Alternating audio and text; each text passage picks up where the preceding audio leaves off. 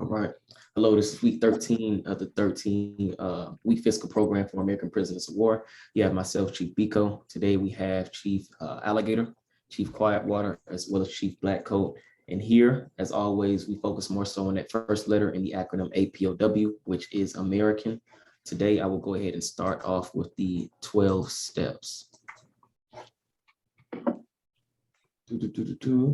All right, step 1, learn about the estate or estates your family originated from.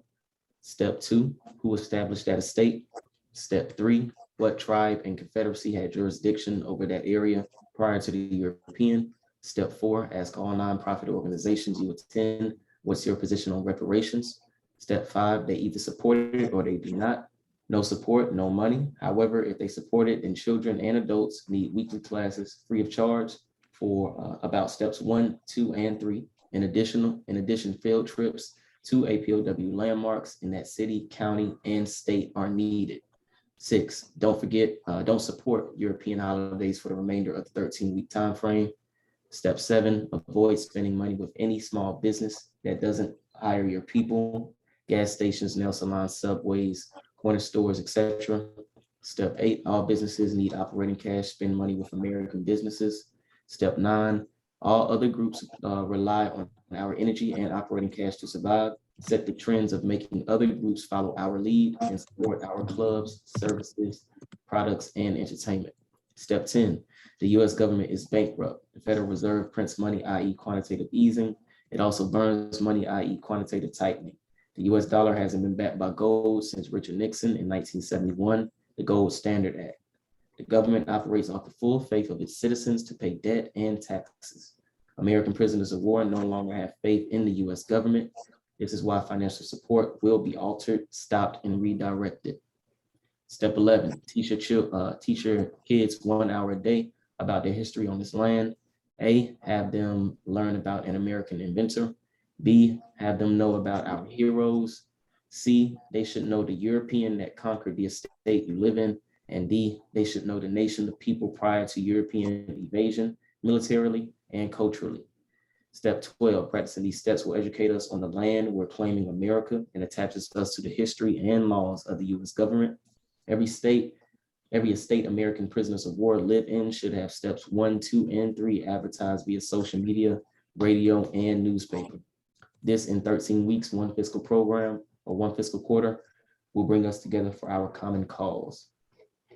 And as always, ask the question, what really stood out to us this week in regards to the 12 steps. Mine would have to be step 5. Step 5, actually was having a conversation with some homies yesterday, and we just talking about like how kids don't even have field trips no more in general, especially to even, our historic landmarks, but just in general, like they don't know anything besides, what has been, what they've been, brainwashed to, believe and understand. So they don't even go outside to, touch any of the landmarks or actually feel, what our people had created. So that's something that really stood out to me this week. That's a good one. That I'll piggyback off of that one. They're trying to put the critical race theory out there and impose that on, the further indoctrination of the education system, and the fact that they're not taking field trips. They're basically confining even more the information that's given to these students and young kids so they would definitely be further removed from the reality of history if it's not taught at home and if their parents don't know the real history.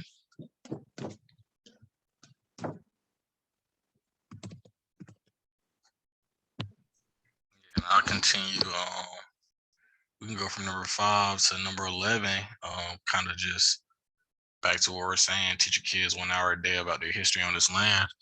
And it seems like we're going to be going into a phase where just a lot of Americans or Black Americans, however you want to look at it, are going to be teaching their kids or homeschooling their kids later on in the future. So, us having this program, this 13-week practical program of action, it's going to be very helpful. So number 11, sticks out to me tonight. I'll go number 3. what tribe and Confederacy had jurisdiction over that area prior to the European, especially with the inaccurate federal holiday that happened last week. Although we don't support it, but you got to look at it and understand how the people who are public servants don't even understand American history. Juneteenth is supposed to be celebrated when a quote unquote group of slaves were supposed to be freed. But when you dig into the history of that situation, it was actually a military letter or special order number 3. So we've heard that term before. Special order number 15 was with the 40 acres and a mule, which we've debunked that wasn't pertaining to us. But again, if the military is coming out with a special order saying that this group of people are free, it's just a military letter. It wasn't law. Congress makes their law. It wasn't an executive order coming from the president. So here you got a holiday claiming that the military freed a group of people when the military doesn't have that power. And secondly, if the military is coming out to release some people, doesn't that even prove that you were prisoners of war? Because if the military got to go to Galveston, Texas and tell them people you're no longer on military work camps having to work for nothing. So it just shows the hypocrisy. So that's where I'm at with 3 is, find out what tribe. Oh, and the last point on that is those people were not slaves. Those people actually come from a tribe. I don't remember the name of the tribe. I thought I wrote it down in my notes, but those people were American. So you can see how the school system paints this narrative like they were slaves. No, that actually was a tribe of people from Galveston that were on military work camps. And that special order, when the military came out, released them from working on military work camps for free. That's a good point to highlight too. Just, if we aren't under military occupation, then why would they have a military general read a military letter saying we no longer need your services? You're free to leave this military work camp. Just, simple questions and simple answers that we, can just answer from reading the documents itself. So great point. Next, we will have Chief Alligator with this week's inventor. All right, I'm gonna share my screen real quick. I kept it simple. Hold on 1 second. Let's get this together. Okay. So this particular week, we're gonna do J.B. Allen. This is something when I remember growing up, visiting certain family members, certain people had clotheslines in the back of their houses. And so once again, leave it to an American to invent the clothesline. So back in those days, everybody didn't have a washer or a dryer, but you dried your clothes air dry. People would hang their clothes outside in the back. So this week's inventor is going to be J.B. Allen. He invented the clothesline, federal patent number 551105. And this invention was patented on December 10th, 1895. Couldn't find a lot of information about him, couldn't find any information about him. We do not generate or capture a percentage of revenue from this industry. And for me, I always hark on that from a business aspect, because each time that we do one of these lords or inventors, we have to think big picture, that from that invention comes mass production. And then the world is able to buy this product. So every time we name an inventor, you have to think about the industry that comes behind that inventor. There would be no industry if it wasn't for the inventor. And the fact that these families of these people aren't reaping any of the returns from what their ancestors created, it just further proves the military occupation. We changed the world. We took the world from the Stone Age into the information age, but we don't reap any benefits from it. Great point and great inventor. Didn't even realize we made that. We see it all the time in like movies and things of that nature, especially like in cities or major cities. You'll see clotheslines, clothing on the clotheslines and everything. Like that's a scene that they always like to depict, especially like in those early 80s movies or 70s or 60s. Like you can just go back whenever they're like in a big city, you're going to see something regarding that invention. Next, we will have Chief Quietwater with this week's quote.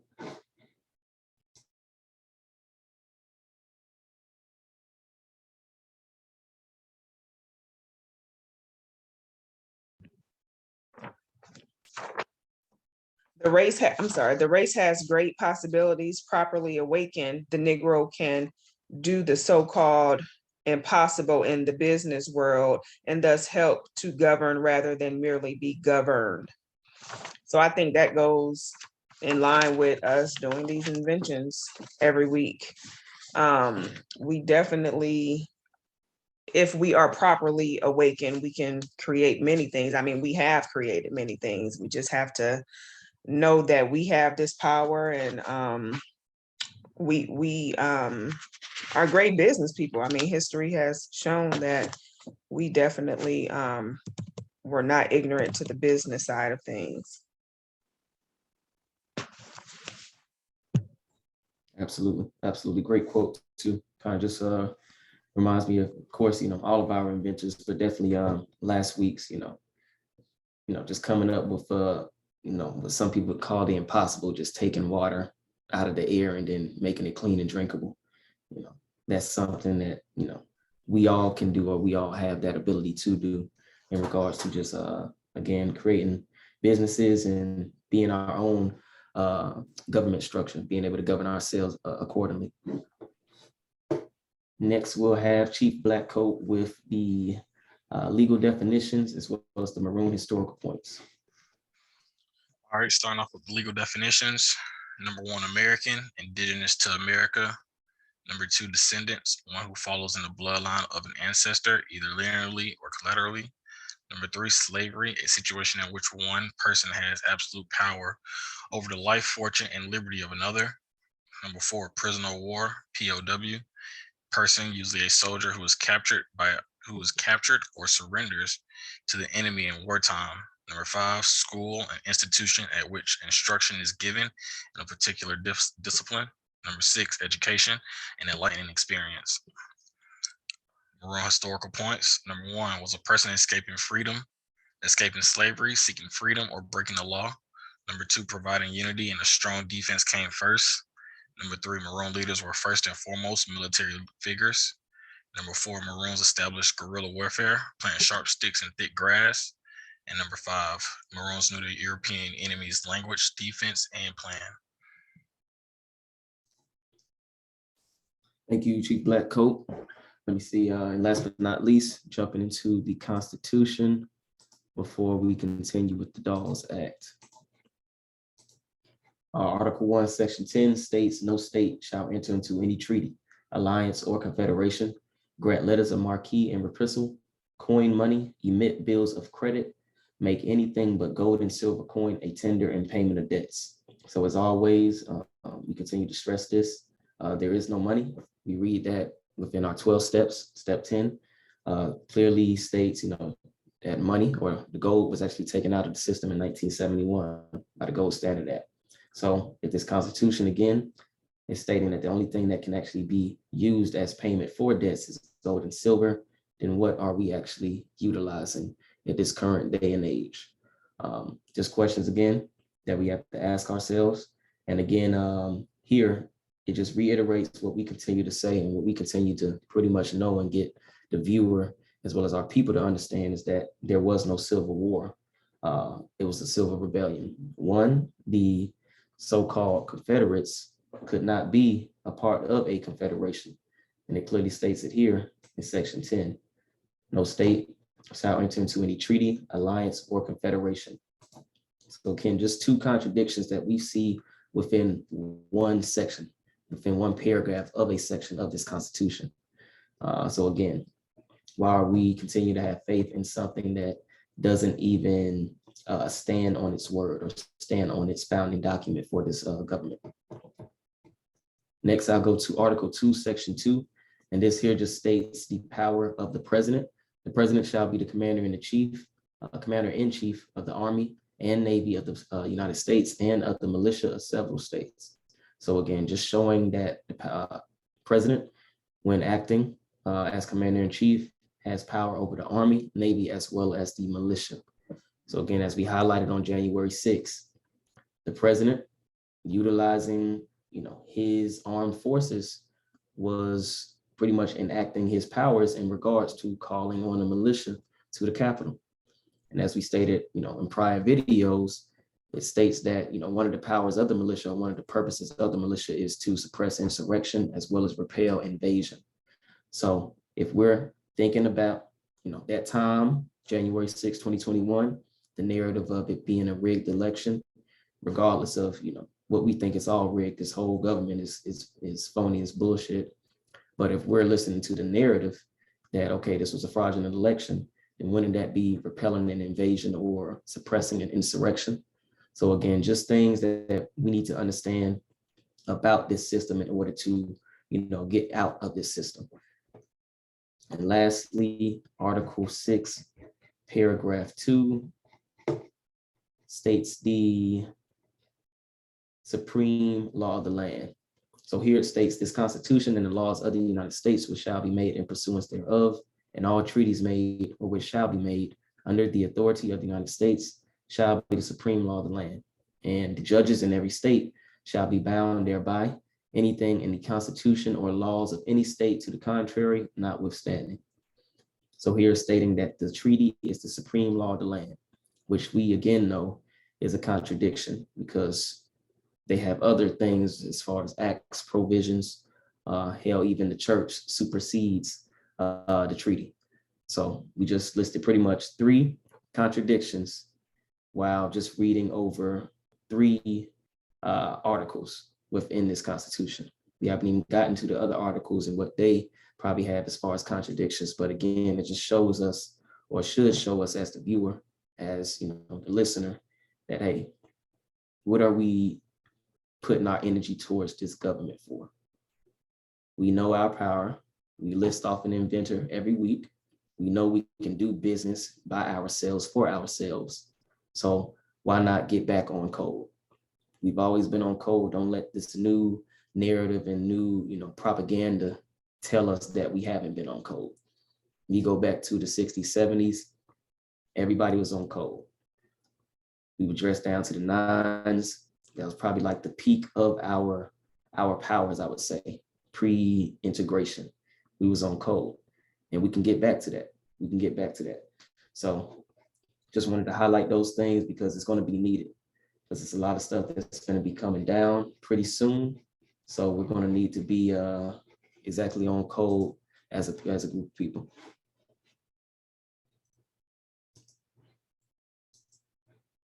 And last week in the Dawes Act, we pretty much stopped at the summary. So we discussed the summary that would pretty much just give a summary of what the transcript is. But now we're going to be going into detail exactly what each section and each act within the Dawes Act particularly states. So go ahead and share my screen. And any volunteers to pop us off for this week? Transcript. Go ahead and start us off this week. All right.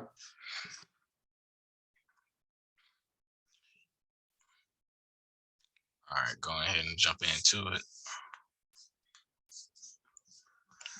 All right, 49th Congress of the United States of America at the second session, begun and held at the city of Washington on Monday, the 6th day of December, 1886. An act to provide for the allotment of lands and severity to Indians on the various reservations, and to extend the protection of the law of the United States and the territories over the Indians and for other purposes. Enacted by the Senate of the House of Representatives in the United States of America and Congress assembled. This in all cases where the tribe or any tribe or band of Indians has been or shall hereafter be located upon any reservation created for their use, either by treaty, stipulation, or by virtue of an act of Congress or executive order setting apart the same for their use. All right, so we're gonna stop right there just to break that sentence down. So being enacted by Senate of the House of in the House of Representatives and of the United States of America and Congress assembled, that in all cases where any tribe or band of Indians has been or shall hereafter be located upon any reservations created for their use, either by treaty stipulation or by virtue of an act of Congress or executive order setting apart the same for their use. Is that a period right there, or is that wrote? Nope. So their use, the President of the United States. B, and hereby is authorized whenever, in his opinion, any reservation or any part thereof of such Indians is advantageous for agriculture and grazing purposes, to cause said reservation and of or said reservation or any part thereof to be surveyed or reserved if necessary, and to allot the lands and said reservations and severity to any Indian located thereon in quantities as follows. So it looks like we're about to go into another order, or a special order, I would say, for the Indians on their land. So just from that paragraph, we're about to go into stipulations and breakdown of Indian lands. If anybody else want to add on.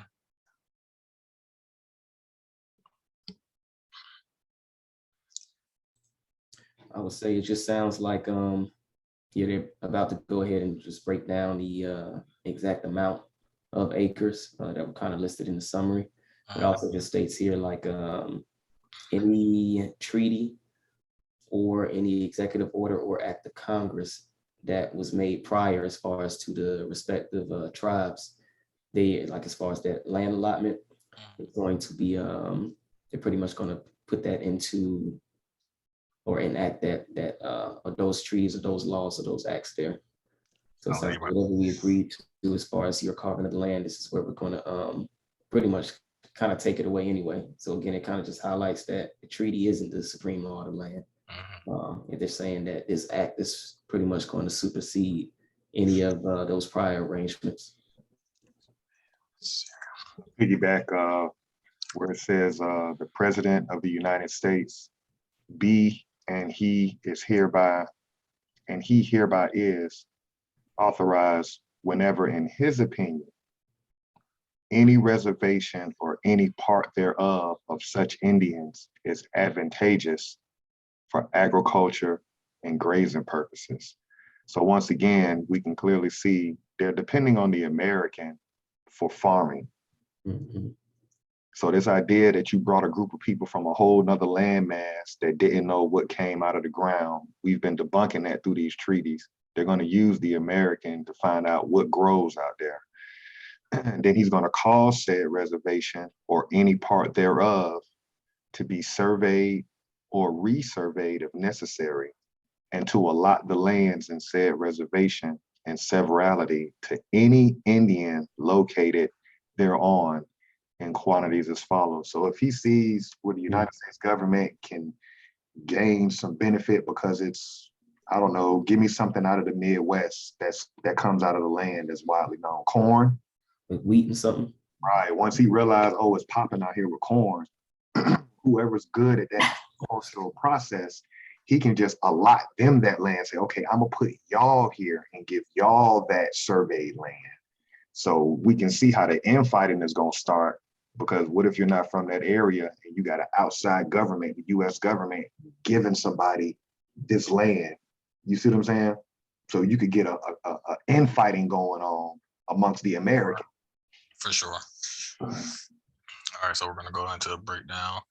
To each head of the family, 1/4 of a section. To each single person over 18 years of age, 1/8 of a section. To each orphan child under 18 years of age, 1/8 of a section. And to each other single person under 18 years now living or who may be born prior to the date of the order of the president directing an allotment of the lands embraced in any reservation, 1/6 of a section. So right there, just a breakdown of who gets what, how much do they get. Looks like everybody's pretty much getting 1/8 of a section. And then if you're, let me see, to each person other than, so a single person, 18 years, who may be born prior to the date, he gets 1/6. Looks like we also had an orphan in there. So we got an orphan, he gets 1/8 as well. So somebody now being adopted into the family, they get a whole 1/8 as well. Keep going on. Provided that in case there is not sufficient land in any of the said reservations to allot lands to each individual of the classes above named in quantities as above provided, the lands embraced in the such reservation or reservations shall be allotted to each individual of each of said classes pro rata in accordance with the provisions of this act. And provided further that where the treaty or act of Congress setting apart such reservation provides the allotment of lands and severally in quantities and excesses of the herein provided, the president, in making allotments upon such reservation, shall allot the lands to each individual Indian belonging therein in quantity as specified in such treaty or act, and provide further that when the lands allotted are only valuable for grazing purposes, an additional allotment of such grazing lands in quantities as above provided shall be made to each individual. So a lot there. So I want to start off with that first sentence again, that in case there is not sufficient land in any of the said reservations to allot lands to each individual of the classes above, named in quantities as above provided, the lands embraced in such reservation or reservations shall be allotted to each individual of each of said classes prorated in accordance with the provision of this act. So back to what we read before, to each head of the family, that same outline will also go in, still be in effect for if they did run out of land. They still will adhere to, the head of the family getting 1/8, single person over 18 getting an 1/8, an orphan child getting an 1/8. Anybody want to add in? And it seems like they're just lessening the amount for special circumstances, I guess you could say. So it's like they're taking little by little from the people by these special, circumstances in regards to what they feel that group really actually deserves, I guess you could say. I'll throw one thing in. I'm just thinking about my family personally. When we go back to the oldest census record and we see who the land on my mom's side of the family, who's a Cherokee, by the way, how that whole thing's set up. I'm stuck right here, Chief Blackcoat, where you said to each head of family. That's not the language that we use. That's not American language. Mm. We come from tribes, so we can see how they broke the tribe up. Those tribes have chief and chiefess. They came up with something called head of household. Mm-hmm. That's not us. So that's what jumps out in this Dawes Act. This is, again, you have to agree to dishonor your mothers and your fathers. So the people in the late 1800s, when they agreed to get land on an individual basis, you were stepping away from your tribe and they got you. So you can't really say they put the curse on you.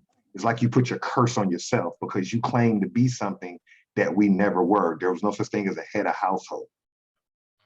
And that word orphan also, I'm starting to see that word more. And I think about Annie when I was growing up, Orphan Annie. These people are coming over here parentless and they're able to still get in within what used to be tribe. Now it's head of household. So I'm seeing a lot of different angles on that. Oh, that was a great point out. Yeah. Good point. What kind of stands out to me would be kind of what we when we were reading the first American Removal Act, or the actual American Removal Act, it would state like how the chiefs would have to go to the not the interpreter, but the land officer, whoever was over those lands to receive resources. So it's like, okay, if the chief now has to go to somebody else just to get stuff that we need, now you can see how it makes it much easier for individuals to be like, I'll step away from the tribe because I'm not getting anything anyway. So now they'll be able to kind of pick and choose those individuals. So it'll be easier to separate them, because it's like, well, the chief, who's supposed to be, have everything in control, has to answer to somebody now. And now that's making it worse for everybody. So I guess I'll go ahead and make sure I get my individual family, make sure we get that quarter section, and then can try to move, survive within that. But as you said, it just, all it did was help, separate us even more. And I think that kind of spills over into current day as well, because like the lack of leadership that we have now, nobody wants to step up and be accountable or have a voice for the things that we're going through right now, except your entertainers and your sports, figures and things of that nature. So I think it goes back to this, where they were all about themselves, basically, the benefit of just taking care of themselves. I just want to go back to what Chief Alligator had pointed out about the, head of household or the head of family. That language now has rolled over to today, and we have situations where single parent homes, somebody's in there feeling as if they are the head of the family. So everything kind of falls back onto them. So again, back to just how that family, we broke up. We went from, nations, tribes, to now head of families, meaning head of who me and you've had a baby with, instead of our whole tribe being, able to help each other out and things of that nature. I can just throw one, just to throw in, I'm just thinking of my childhood. As a young boy, you could ride around your neighborhood or your territory. I'm gonna use the American word. You could ride around your territory until you get to a place where you knew you were out of bounds and you were dealing with a different group of boys, right? And so normally what's gonna have to happen is some type of conflict. It's just it's a man thing. I'm saying that to say, we didn't know anything about quarter sections. That's not American. We dealt with territory. So now they're relegating us to sections. And that in itself is going to throw off our spiritual equilibrium, because that's that. What do you mean I'm only relegated to this? We're used to territories. So that also jumped up to me. Go ahead and go into section 2. That all allotments set apart under the provisions of this act shall be selected by the Indians, heads of families selecting from their minor children, and the agent shall select for each orphan child, and in such manner as to embrace the improvements of the Indian making the selection. Where the improvements of 2 or more Indians having been made on the same legal subdivision of land, unless they shall otherwise agree, a provisional line may be run dividing said lands. A provisional line may be run dividing said lands between them, and the amount to which each is entitled shall be equalized in the assignment of the remainder of the land to which they are entitled under this act, provided that if anyone entitled to an allotment shall fail to make selection within 4 years after, the president shall direct the allotments may be made on a particular reservation. The Secretary of the Interior may direct the agent of such tribe or band, if such there be, and if there be no agent, then a special agent appointed for that purpose to make a selection for the Indian, which selection shall be allotted as in cases where selections are made by the Indians, and patents shall issue in like manner. One thing I would just point out is how they always had a escape route, or not even an escape route, but a plan A, plan B, plan C, to when it comes to getting this land allotted and being able to pick and choose who gets what and how much they get with having these agents and special agents to be able to already be around these tribes and pretty much see certain family members dying off and knowing, okay, boom, we have this area right here. We'll be able to have this area within 4 years because there's no one there to pretty much claim that land. But from that section, I'm just pulling, biggest thing that's pulled out to me is the agent. Whoever this agent is, clearly the agent speaks the same language as the members of these tribes or the Indians. So they might be an Indian or very close. And it's pretty much bulletproof or foolproof for the government or for the president to pretty much get what they want because of these agents within these groups. So that's the biggest thing I'm pulling from section 2, just having that backup plan no matter what in order to pretty much gain control of the land. That's a war tactic that they always use, and it's consistent. They're going to always put an agent in there. And if there'll be no agent, they'll put a special agent. So the way I'm looking at the way you kill that is by being self-sufficient. As a group of people, you have to be self-sufficient. Kind of like take the Afghanistan's people's approach. How did they beat the United States government? Right? You probably couldn't put agents amongst them. They can call it Taliban or whatever, but those people were on code, and no, you're not. Well, can you speak on that a little bit, Chief Blackcoat? Because when the United States government pulled out without a treaty, just hauled ass and left equipment and everything, if there was agents that was working with the United States government, they were going door to door looking for them to kill them. So that's a universal principle that we really need to start reincorporating amongst ourselves. Get these people from out of your inner circle. When I hear agent, it always makes me think about an interpreter or just someone very close to the actual land or somebody very close to the culture or the tribes of the nation. So that was a great point that you pointed out about, if there was agents that was a part of that group, when we did leave Afghanistan, they went into hiding, or anybody that worked alongside with the United States government pretty much had a target on their back. So again, just that agent sounds like someone that has been compromised or,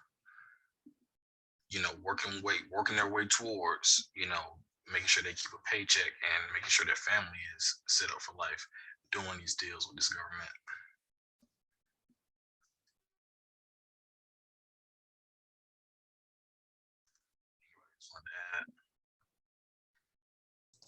I would say the real thing that kind of stuck out to me was this part here with the heads of family selected for their minor children, but the agents selected for the orphan children.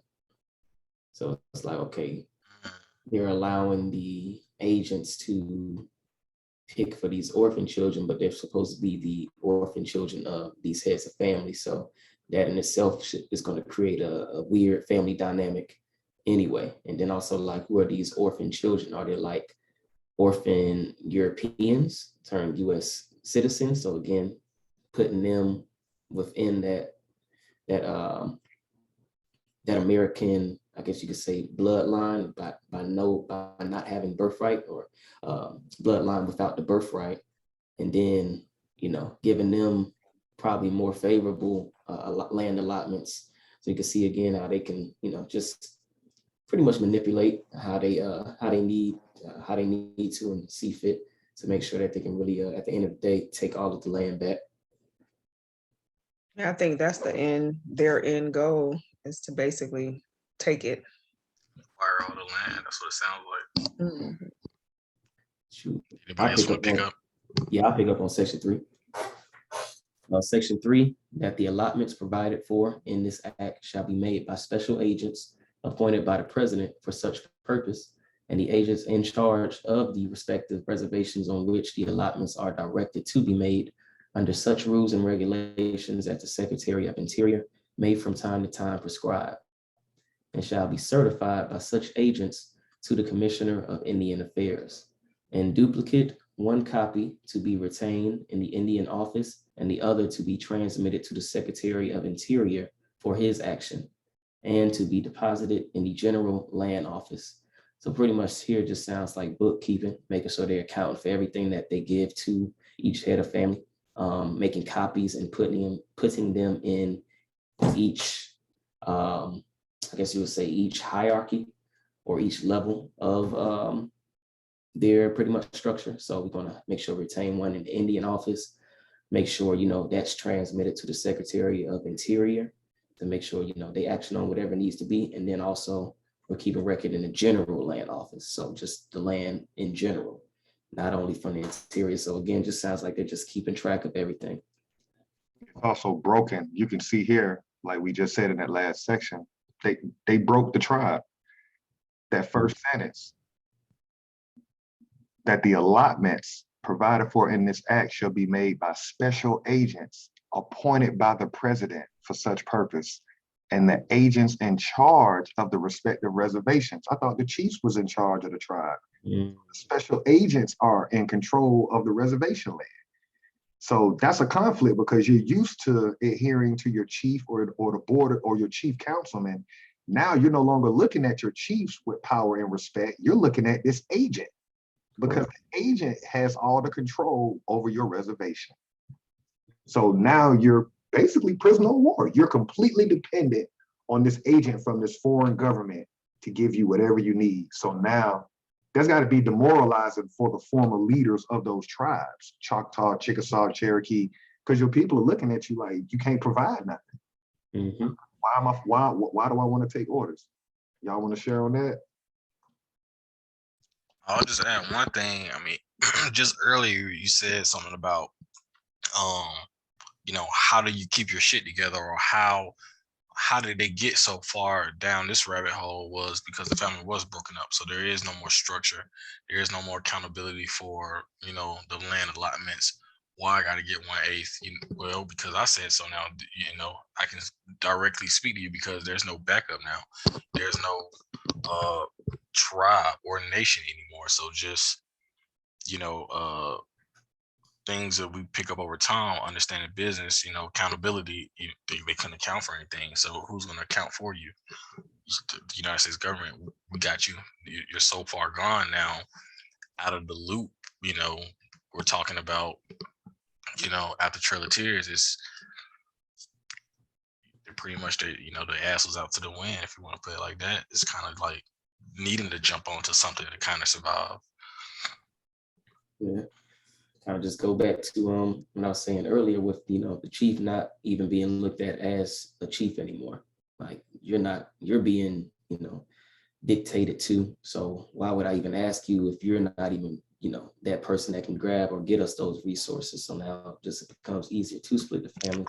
And with that, it just shows again, this is like a take it or leave it. It's not even a negotiation between nations. So that in itself shows that there is no more nation, there is no more, tribe, because they're like, either y'all gonna take this or, get with it or get down, pretty much. There isn't a, well, can we go back here? We don't need, 1 1/4 section. We need at least 7 acres. It's like, nah, no negotiation. This is what it is. So again, that just highlights the military occupation as well. And then again, it's the fact that an outside entity is governing these people, that is not even part of what was their tribe or their nation. Right. So again, like Chief Alligator said, it's like they kind of created the curse, because they allowed for certain things to happen to give them more control over their life. And now, like you said, they're basically just taking the land little by little. Watching how they assimilate it into new head of household type of language. And then how they just put the, using the word orphan now more, they just start using that. So it's an unrepresented group of people that they'll be able to do whatever they want to do with them. And don't they do that today? Just to piggyback, use Grandmaster Jay as an example, or let's just use any household. If Slave Patrol comes to the house and say, we got a warrant for this head of household, we as a group of people will sit back and just watch them attack that particular family. Right. People no longer tribe oriented. And that's how they wanted it. Yeah. Give you individual land. Yeah. So when we attack you individually with paperwork, everybody else around you would be like, Back uh-oh. up. And that's Yeah. kind of where we are now. We just watch each other get picked off one by one, and we do nothing. Great You point. said, Yeah. yeah, that was my bad. Yeah, just a great point. You know, being on territories, like you said earlier, you no longer have that piece of land. That land is now gone, or it's been cut up and chopped up so much, there is no strong defense no more. And like you said, you know, them coming at you with the paperwork, everybody look like, no, I ain't trying to get caught up with that. And we have to go back to, if we don't go back to how we originally dealt, you know, as families or as nations, yeah, you pretty much do reach a point to where you're just gone forever. Yeah. Because there's no one defending you no more. There's no one standing on your family name or your bloodline's name. It's just pretty much obsolete at that point. That's a great point. That's a great point. I'll continue with section 4. That where any Indian not residing upon a reservation, or for whose tribe no reservation has been provided by treaty, act of Congress, or executive order, shall make settlement upon any surveyed or unsurveyed lands of the United States, not otherwise appropriated, he or she shall be entitled, upon application of the local land office for the district in which the lands are located, to have the same allotted to him or her and to his or her children in quantities and manner as provided in this act for Indians residing upon reservations. So those tribesmen or those people not allocated any lands via treaty, act of Congress, or executive order, those pretty much, as Chief Quietwater stated, orphans, not having any type of group that they're attached to. They're saying that they will also be provided or allotted some lands by the United States, whether it's on surveyed or unsurveyed lands, and that they'll still be held to the requirements that they set forth in regards to 1/4 section, 1/8, and then the 1/16. That's what I'm getting there. And when such settlement is made upon unsurveyed lands, the grant to such Indians shall be adjusted upon the survey of the lands, and so as to conform thereto, and patents shall be issued to them for such lands in the manner and with the restrictions as herein provided, and the fees to which the officers of such local land office would have been entitled had such lands been entered upon the general laws for the disposition of the public land shall be paid to them from any monies in the Treasury of the United States, not otherwise appropriated. So as far as them, I guess, paying for these land allotments, they're going to be using the funds from the Treasury that haven't been already appropriated to, I'm guessing, each individual nation. Like I was stating with the Choctaw and Chickasaw, they're going to be given X amount to each nation separately. There's no sovereignty. Everything you're reading right now, if you were a shot caller, if we're going to use that term in today's world, if you were a chief back then, you were shot calling, you were part of the shot callers of your tribe, they've taken everything from you. Mm-hmm. Like, there's no need for y'all anymore. Like, literally, they're telling you what fees you got to pay. You got to go to this land office. None of that is part of your Choctaw, Chickasaw, whatever tribe you're from. So yeah. It's like, this is the final blow. This act is like basically the government saying, yeah, we put y'all in Indian territory, but y'all motherfuckers US citizens now, because you're going to do everything as if you were a US citizen. Right. Same thing we did with the Homestead Act when we gave them Europeans 160 acres. We're going to give you 1/8 of one, but you're going to go through the same procedure to get that 1/8. Right. Now you're just coming up underneath our government. Completely. Let's see here. Upon a statement of an account in their behalf for such fees by the Commissioner of the General Land Office, and a certification of such account to the Secretary of the Treasury by the Secretary of the Interior. So again, the United States government structure is handling all resources and all transactions for these quote unquote nations. So again, as Chief Alligator stated, they're no longer sovereign. They are now completely answering to the United States government. We see Section 5, that upon the approval of the allotments provided for in this act by the Secretary of the Interior, he shall cause patents to issue therefore in the name of the allottees. So the patents shall be in the name of the heads of families or individuals. In that case, they would have their names on those. So which patent shall be of the legal effect and declare that the United States does and will hold the land thus allotted. So again, just clearly stating here that they no longer own the land or are the keepers of the land. Because none of us own it, but the keepers of the land, they're saying this is all strictly United States now. So just again, showing like, just as we give it, we can take it away as well. For the period of 25 years.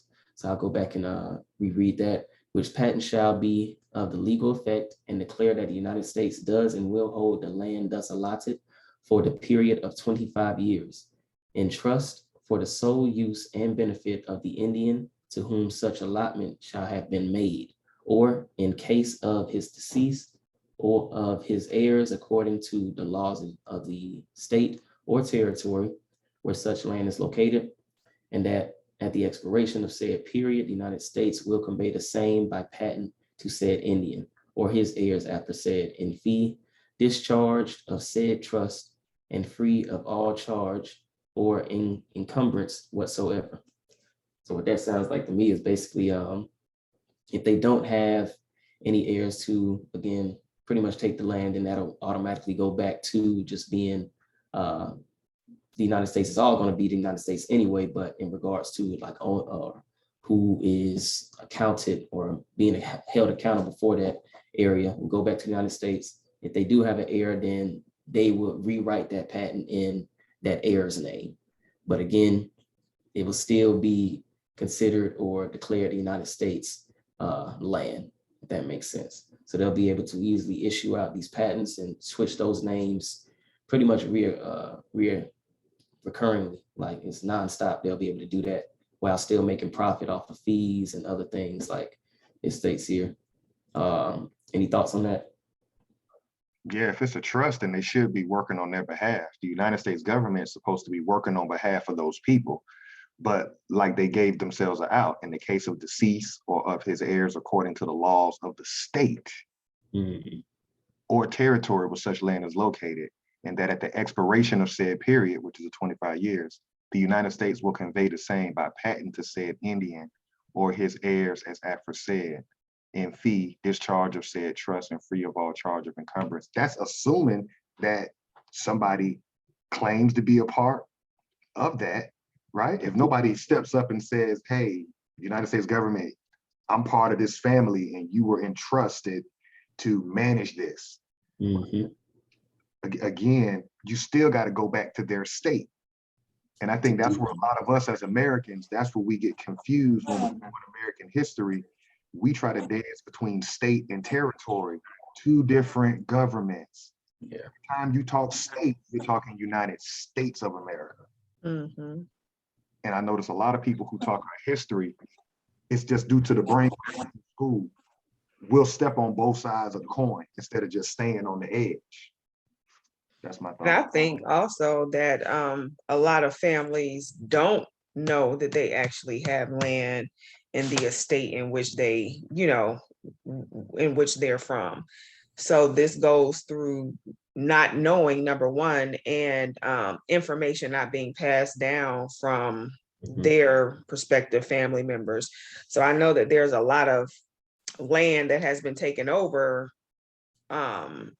stolen basically, that if family members could trace it back, they would be able to gain, lawful or legal access to it.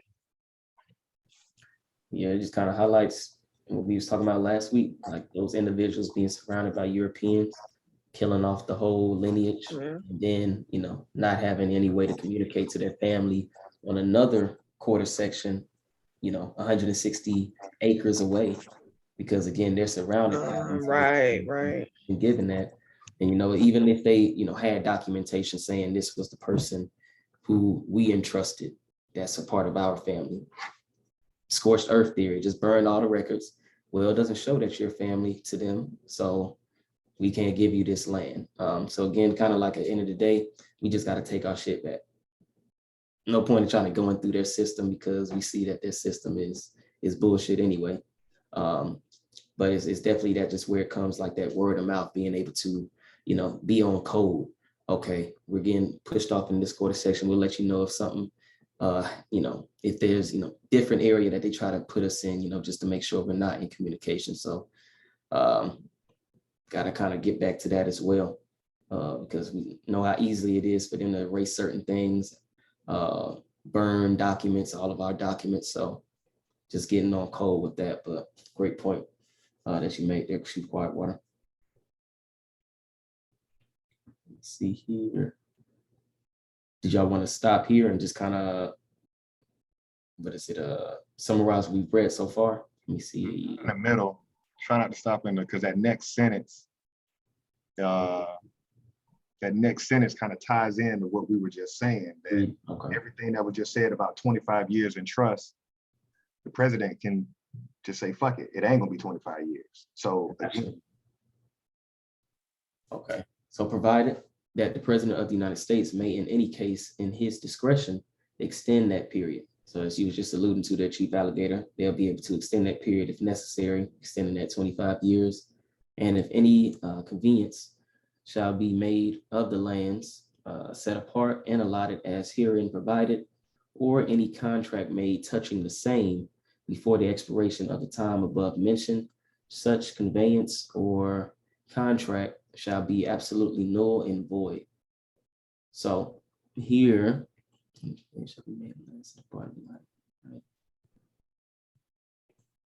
so pretty much once that 25-year period or whatever extended period has expired, then that contract is now no longer valid. So that contract is pretty much, I'm guessing, the patent is no longer valid. So now, hey, you didn't renew something, you finna take this land back.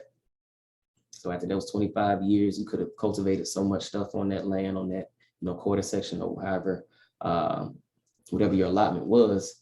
Now, if you don't know that those 25 years are up, then they can send their government go ahead and just reclaim that land pretty much.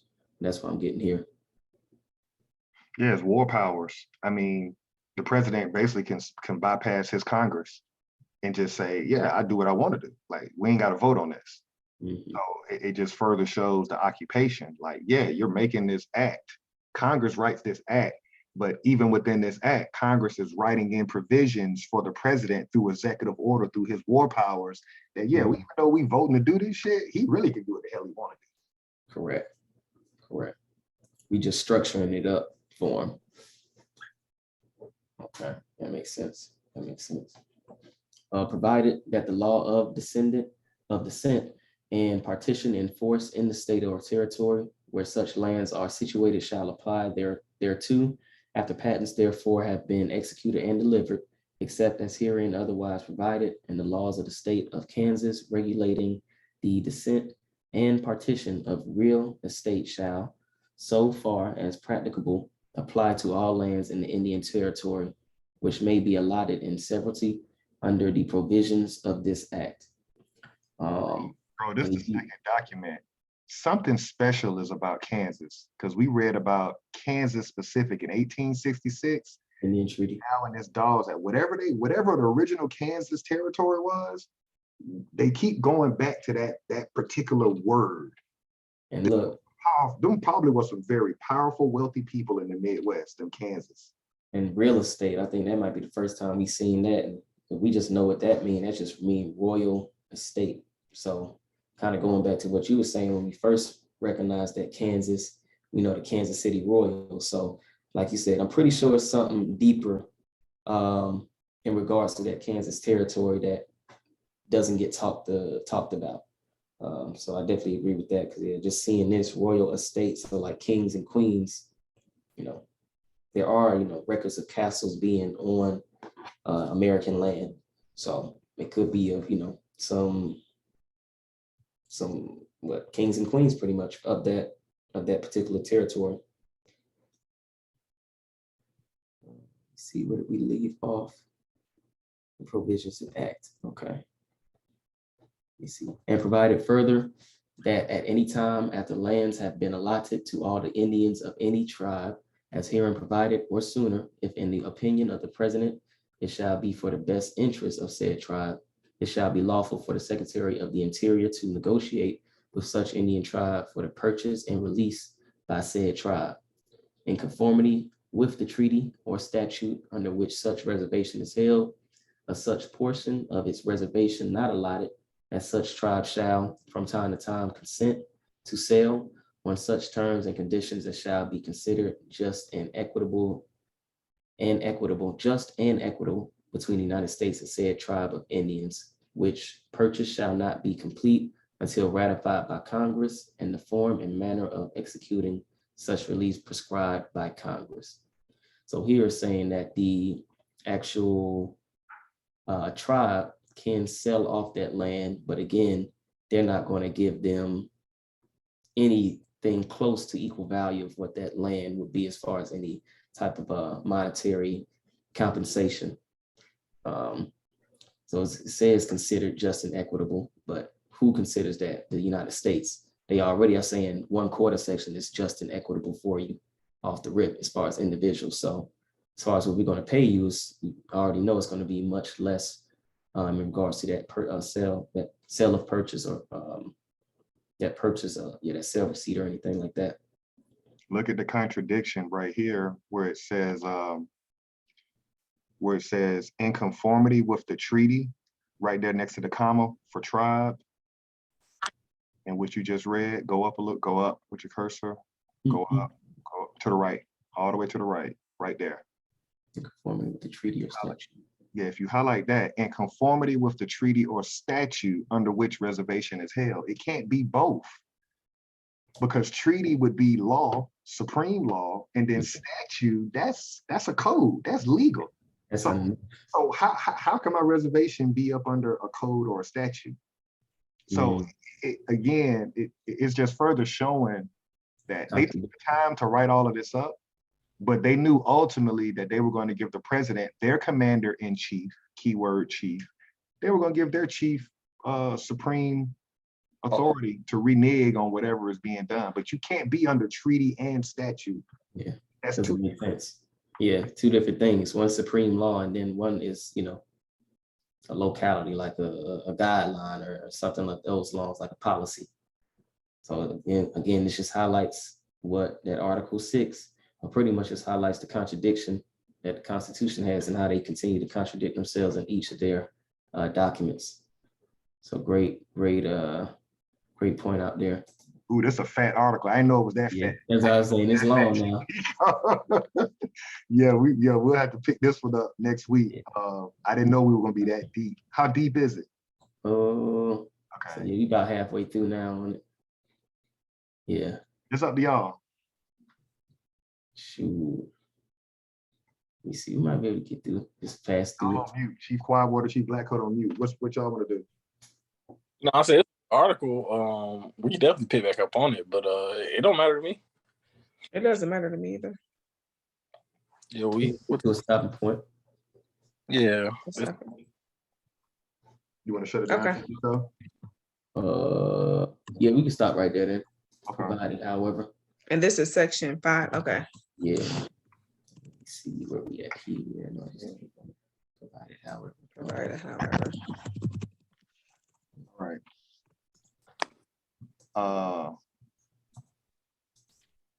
Okay, you still okay. All right, so I want to do something for y'all as we've done a full fiscal year. One of the financial books that I work is Think and Grow Rich. And I want y'all to make a note of this, or if you could put it in the notes, Chief Quiet Water, chapter 10 in this book calls The Power of the Mastermind. And it's the driving force. And this chapter jumped out at me years ago. And I always wanted to see, can we do this as a group of people? And we've done it. You know, what we've done in front of the world is we've showed up, we've been professional, we've been in structure, we've been structure based, and we've been in alignment for a full calendar year.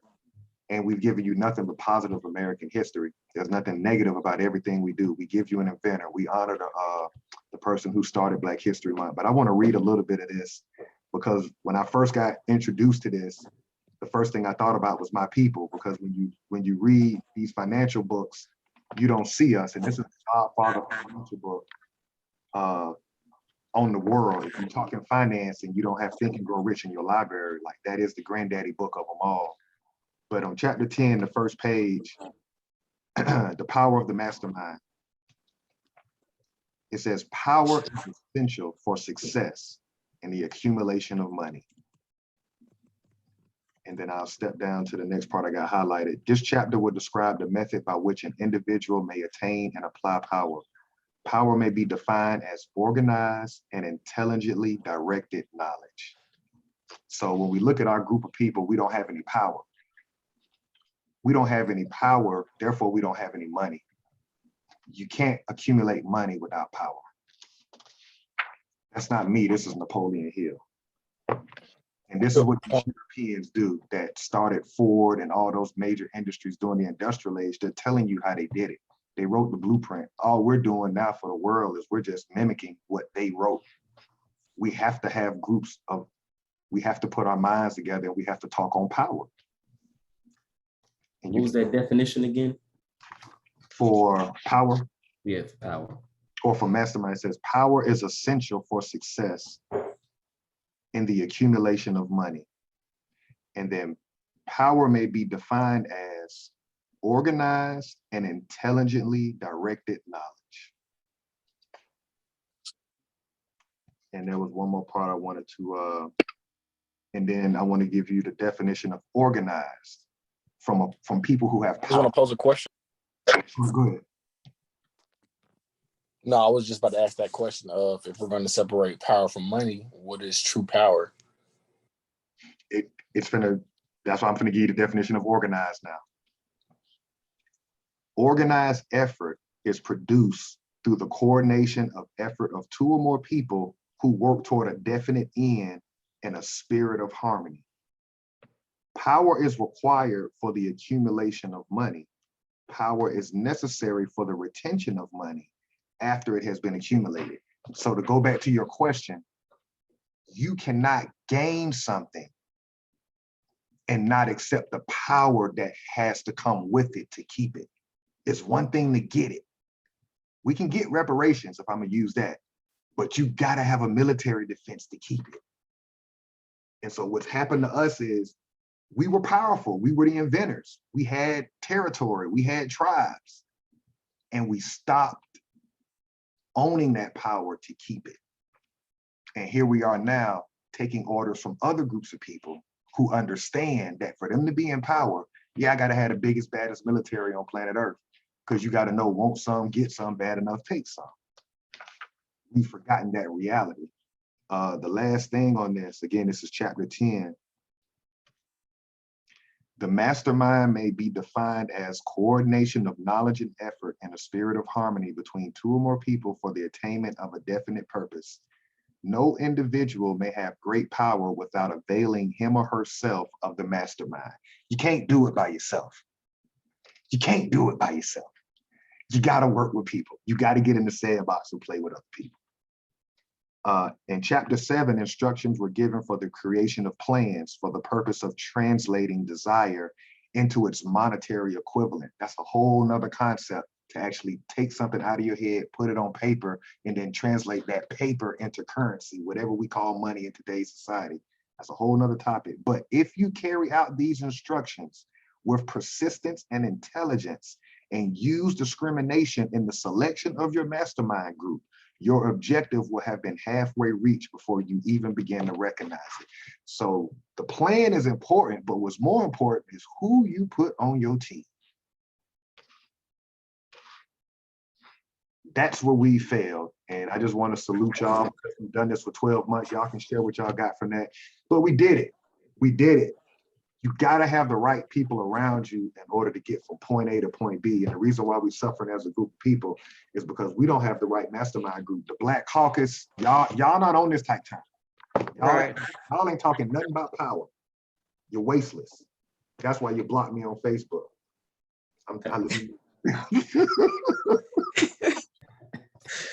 Those were good words. Chapter 7 and chapter 10 of Think and Grow Rich, right? Okay. Yeah, definitely. Powerful words. It definitely relates to actually what we just read of how they broke everything down, where it's individuality, not the group as a tribe or a nation. And current day is the same situation. We don't have mastermind think tanks and things of that nature to plan and execute goals. Yeah, no force, no nothing really. It's just everybody on their quarter section. Yeah. Looking at each other like, hey, good morning, rolling past each other. I was actually talking about earlier how we got to get out of mindset of just being individuals.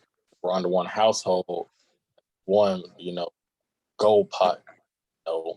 How much is coming in, what's going out. So just trying to get that family back to stop being afraid of discussing certain things and being able to actually grow into that or that powerful, or that that family with a little bit of power behind them. We just got to start talking more. We got to start discussing the little things that add up to being bigger. It's just just trying to get back to tribes and then back to nations and get other territories. But we have to first, we got to accept who we are. This is just all of us trying to be are, and then once we accept that part, we can move forward. But just the little things. That was a great point from that Think and Grow Rich. Power is money, but you gotta have power is the foundation. You got the money behind it. Great point. Definitely to piggyback off of what you said there, Chief Black Coat. Definitely, just being able to communicate with one another. Like, shoot, do you even know your neighbor's name or anything like that? So just being able to have that, that tribe or have that territory, as Chief Alligator stated, when he was a child, being able to ride your bike up the street, like we knew where we could go and we'd be, straight. Like, even if we kind of veered off, it's okay, we just got to be hesitant. I got to know somebody in this area for me to walk in this area. Right. So just getting back to that, cultivating those relationships, stop being so, veered off into this, this matrix and phones, into the social media, and actually get out there and touch somebody. Like, I think that's what our generation is for. Like, we're the last ones to be still connected to this land or this realm, while they're still trying to pull the new generation into this virtual stuff. Get them strictly, no longer even communicating with each other. So I think that's me and Chief Black Coat's responsibility, since we seen it before this technology, then we see it after. So we're the ones to be like, okay, now I remember a Nokia. I remember typing in my numbers, having to memorize certain numbers. Y'all, you just scroll down to your name, you don't even know whose number that is. You just see the name. If you don't have that, you don't even realize that number. You can't type it up in emergency situations. See, we're the last group. So it's okay, we have to bring this newer generation back to reality. We still need to know these things. Because if we cut off just like that. So that's all I got to say there. Good bill right there. Yeah, great meeting. It's been a great year. Next week will be our year anniversary for real, but this is the last one. So I got to salute everybody for showing up. Separate the men from the boys to go 52 weeks, 4 fiscal quarters. Celebration next week. Yeah, we've dropped a lot of proof of claim for the world, and I'm still waiting. I don't know about y'all. I'm waiting on a scholar to prove us wrong, because Right. Ain't coming. like any other document prove that there was a Civil War.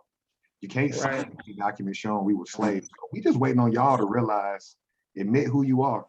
And we're Mhm. showing our power on this channel because it's not about fiat. Right.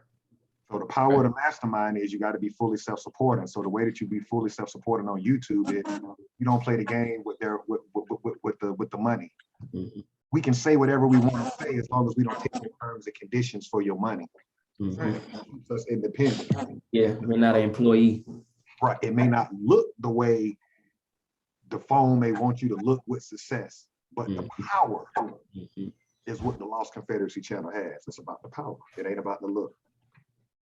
Great point.